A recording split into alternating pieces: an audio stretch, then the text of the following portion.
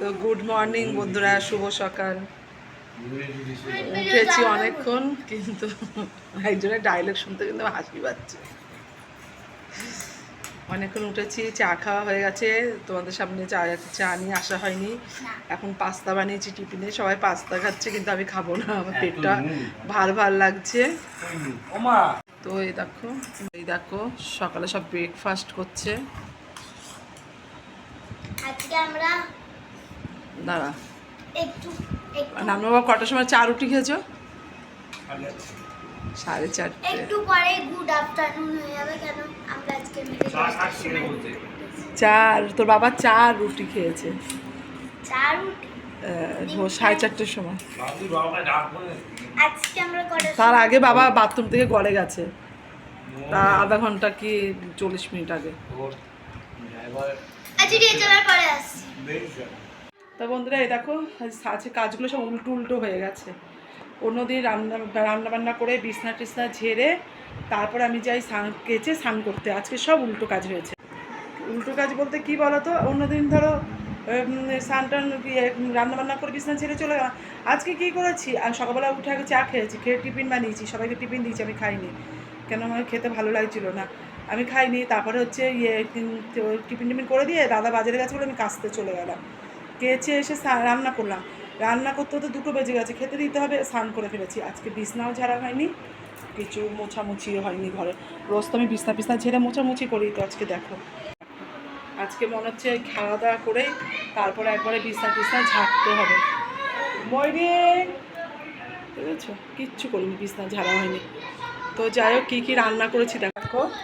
এই যে ভাত, আর এই যে পেঁপে দিয়ে মুগ ডাল। ওদিকে ভাই বোন দুটোতে কাই করছে। পেঁপে দিয়ে মুগ ডাল, ঢেঁড়স আলুর তরকারি। এইটা হচ্ছে নিরামিষ, আমি শাশুড়ি নিরামিষ খাবো তার জন্য। আর এদের জন্য আলাদা আবার মাছের ঝোল করা হয়েছে। দেখো মাছের ঝোলটা এখনও কড়াই থেকে নামাইনি, বন্ধ করে দিয়ে চলে গেছিলাম, কেন মাছগুলো তো একটু জলে ঝোলে ভাইয়ে হবে। দেখো মাছের ঝোলের কালারটা খুব সুন্দর এসছে। আমার মেয়ে এরকম কষা কষা মাছ খেতে খুব ভালোবাসে। ও আবার হচ্ছে খেতে আলু সবজি দিয়ে ঝোল খায় না, কষা কষা খাবে। কাল থেকে বলে যাচ্ছে কালকে মাছের ঝোলটা কষা করে করবে, তো কষা করে করবে। বলছি হ্যাঁ করবো। কি কোন বক্সটা? হ্যাঁ টিভির সাথে দিয়েছি। তোমাদের সাথে মা আর মানে কি বলবো, রান্নার ভিডিও দিতে পারেনি, সেই এখন খাওয়ার সময় স্টার্ট করছে। মানে বন্ধুরা এখন মা মনে আর ভিডিও করতে পারেনি, সে সকালে করেছে, এখন আর করতে পারেনি, একদম খাওয়ার সময় স্টার্ট করলো। তোমরা বলছো এটা মাছ, কিন্তু মাছই মানে কি বলবো, কষা কষা করে করেছে, পুরো মাংসর গন্ধ এসছে, লাল লাল ঝোল পুরো মাংসের মতো, কিন্তু ওটা মাংস না। তো চলো আবার একটু পরে আসছি, খেয়ে দিয়ে নিই। বন্ধুরা এরকম মা এখন মাল করতে বসে পড়েছে। কিছুটা করে রেখেছিল, আবার বিকালবেলা কিছুগুলো করেছিল, আবার এসে করছে। এই যে টাকা একটু বন্ধুদের সামনে হাই করো। তো বন্ধুরা এই দেখো মা এখন খুব ব্যস্ত আছে, তাই কথাও বলতে পারছে না। আজকেই কমপ্লিট করতে হবে, দেখুন করে করছে। হাই করো।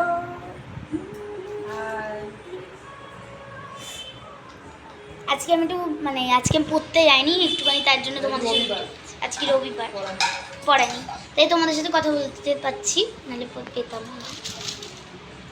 তো চলো এবার পরে আসছি।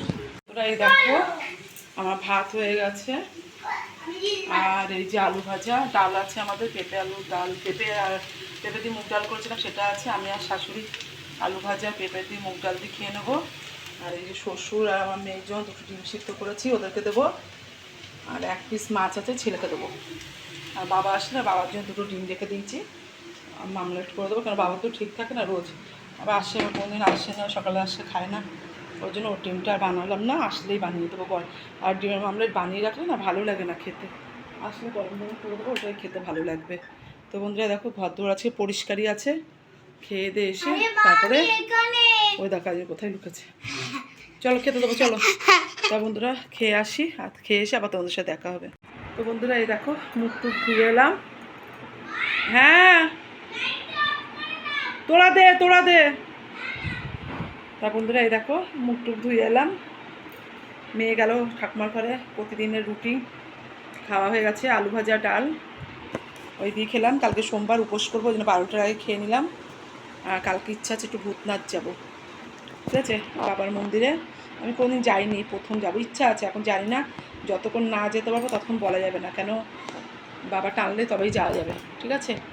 এখন বলছি আগের সোমবারও ভেবেছিলাম যাব, তার মধ্যে আমার ছোটো মামা মামিরা এসেছিলো, আমি আর যেতে পারিনি আগের সোমবারে, ওই জন্য কালকে ইচ্ছা আছে যাব। এখন জানি না কি হবে, ঠিক আছে। গেলে তো তোমরাও যাবে আমার সঙ্গে, দেখতেই পাবে সব।